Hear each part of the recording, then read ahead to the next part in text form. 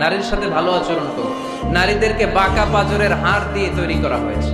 এই হাড়কে সোজা করতে গেলে ভেঙে যাবে, রেখে দিলে বাঁকাই থেকে যাবে। তো কি করতে হবে? ফাস্তাউসু বিন-নিসাই খায়রা, কোমল আচরণ করো।